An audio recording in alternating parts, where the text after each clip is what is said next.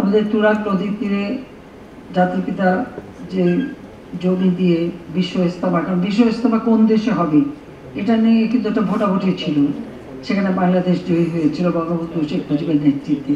কাজে আজকে সেটা আমাদের দেশে এবং তিনি জায়গা দিয়ে যান। বায়তুল মোকাম মসজিদটাকে আরো উন্নত করা তিনি অনেক করে দিয়ে যান। পরবর্তীতে যতটুকু আমি আশা করি মিনার থেকে শুরু করে শান তৈরি করা, আরো অনেক বেশি মুসল্লি যাতে নামাজ পড়তে পারে এবং বিশেষ করে মেয়েদের জন্য সেটা করে দিয়েছি। এবং এখানেও কিন্তু সৌদি সরকার সেই সময় যখন প্রথমবার সরকার তখন তারা কিছু অনুদানও দিয়েছিলেন, কাজে সেভাবে আমরা কাজ করেছি। কাজে আমি এটুকু বলবো যে আজকে আমরা হজ ব্যবস্থাপনাকে প্রতিবারই যখনই যারা যাচ্ছেন যে কোনো সমস্যা হচ্ছে সেটাকে আরো উন্নত করার পদক্ষেপ নিচ্ছি। আর এই ক্ষেত্রে সৌদি সরকার সবসময় আমাদেরকে সহযোগিতা করে যাচ্ছে।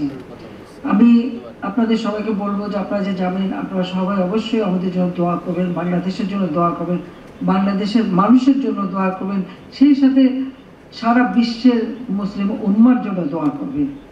কারণ আপনারা দেখছেন যে প্যালেস্টাইনে কি হচ্ছে, যেভাবে সেখানে গণহত্যা চালানো হচ্ছে, সেখানে নারী পুরুষ ছোট শিশু তাদেরকেও রেহাই দিচ্ছে না। আমি সব সময় যেখানে আমি কথা বলছি আমি আমার কণ্ঠস্বর আমি প্রতি জায়গায় এর প্রতিবাদ করে যাচ্ছি। কারণ প্যালেস্টাইন আবার তারা তাদের আরব ভূখণ্ডে তাদের জায়গা তারা পাবে, এটা তাদের অধিকার, এই অধিকার কেউ কেড়ে নিতে পারে না। কাজে সেই অধিকার তাদের দিতে হবে। আজকে যদি আমাদের সকল মুসলিম কান্ট্রিগুলি এক হয়ে একযোগে কাজ করতে পারত তাহলে আরো আমরা এ ব্যাপারে অনেক অগ্রগামী হতে পারতাম। এবং আমি ওআইসি ভুক্ত দেশগুলির মধ্যে আমি একাই একমাত্র বোন, আমি বলছি যে আমি তো একমাত্র বোন আছি। আমার এখানে এটাই কথা যে সকলে এক হন এবং এই ধরনের অন্যায় অবিচার যেন আমাদের উপর না হয় সেদিকে তার জন্য সকলে সোচ্চার থাকবেন। তা আপনারা তাদের জন্য দোয়া করবেন। জাতির পিতা বঙ্গবন্ধু শেখ মুজিব 1974 সালে 23শে ফেব্রুয়ারি লাহোরে যখন ওআইসি সম্মেলন হয় সেখানে তিনি গিয়েছিলেন। কারণ সেখানে যাবার শর্ত ছিল যে পাকিস্তান বাংলাদেশকে যদি মানে স্বীকৃতি দেয় তাহলে উনি যেতে পারেন। তো পাকিস্তান দিতে বাধ্য হয়েছিল, কারণ অনেক মুসলিম কান্ট্রি তখন তাদের উপর সেই চাপ দিয়েছিল। তখন বঙ্গবন্ধু সেখানে যান, সেখানে যে বক্তৃতা তিনি দিয়েছেন সেখানে তিনি বলেছিলেন, আমি কোট করছি, তিনি বলেছিলেন যে আরব ভাইদের উপর যে নিদারুণ অবিচার হয়েছে অবশ্যই তার অবসান ঘটাতে হবে এবং অন্যায়ভাবে দখলকৃত আরব ভূমি অবশ্যই ছেড়ে দিতে হবে। আমাদের অধিকার পুনঃপ্রতিষ্ঠিত করতে হবে জেরুজালেমের উপর। কাজে এই যে জেরুজালেমে আমাদের মুসলমানদের যে অধিকার এটা প্রতিষ্ঠা করবার কথা, এটাও কিন্তু জাতির পিতা বঙ্গবন্ধু শেখ মুজিব তার বক্তব্যে বলে যান। কাজে আমরা এটুকু বলবো যে আমরা সবসময় আমরা আমাদের দেশের সব ধর্মের মানুষ সমানভাবে ধর্ম পালন করবে।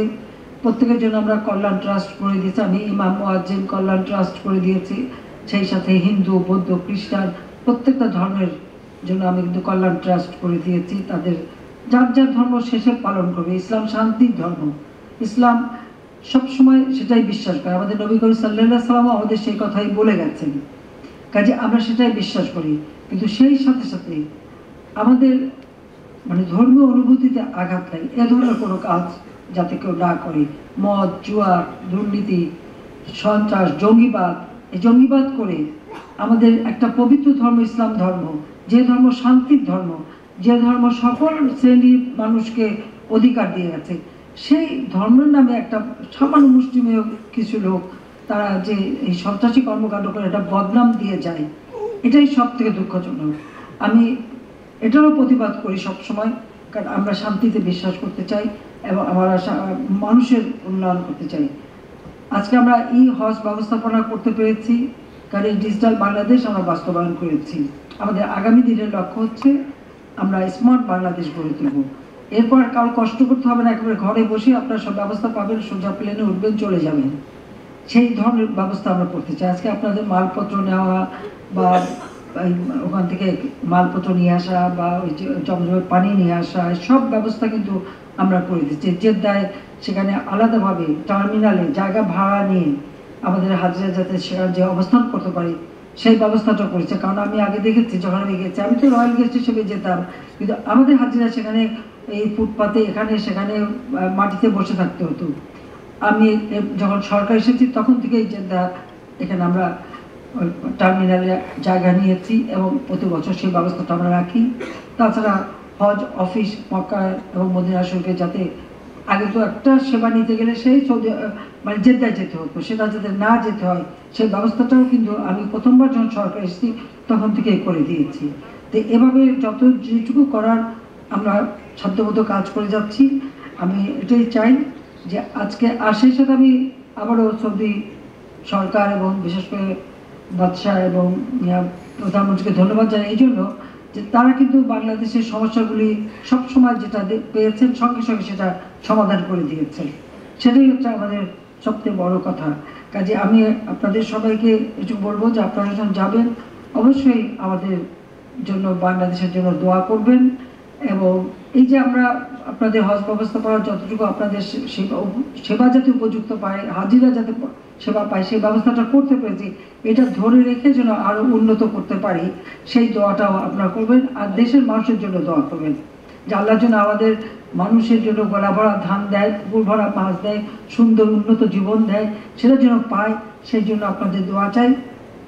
আপনারা ভালোভাবে যান, হজ পালন করেন এবং সহি সালামতে আবার আপনজনের কাছে ফিরে আসেন, সেই কামনা করি। সবাইকে আবারও ধন্যবাদ জানাই। জয় বাংলা, জয় বঙ্গবন্ধু, বাংলাদেশ আবার খোদা।